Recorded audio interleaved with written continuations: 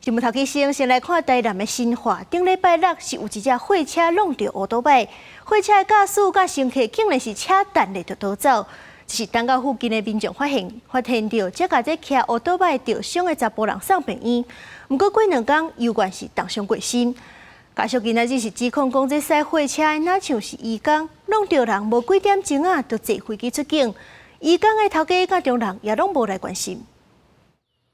造成事故貨車，互所到警察局停車場，互攏派去的機車也停佇邊啊。13暗時，台南新化區發生死亡車禍，30歲騎車的人互貨車弄到倒佇塗骹，2天了後，傷勢嚴重死去，更加互家屬傷心生氣的是，駛這貨車敢若像是外籍移工，案發了後，短短幾啊點鐘已經坐飛機離開台灣了。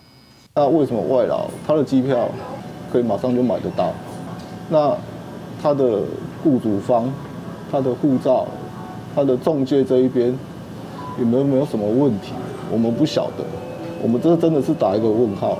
死者師傅講，舊仔平常時甲丈人鬥陣做土木工程，那有閒時會去超商加減做，家厝內底鬥趁錢。13真晚下班了後，行過這路段，就是拄到這死亡的車禍。也甲伊弄到人，甲坐佇車頂的人落車了後，甲伊看了就緊走，無報警也無叫救護車，處理做法無合理，是真惡質。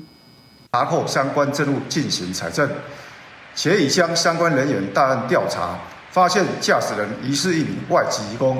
本分局仍持續鞏固相關事證，追究肇事者及相關人員責任。根據了解，造成事故貨車是專門接送這個外籍移工上班下班，經各方面的考經，都無講重點，凊彩講的。警方已經成立專案小組，報請台南檢方來偵辦，要趕緊調查原因甲造成事故的人的身份。家屬也講，只是希望檢警的公權力會使來調查清楚，相關的案件莫閣發生。記者綜合報道。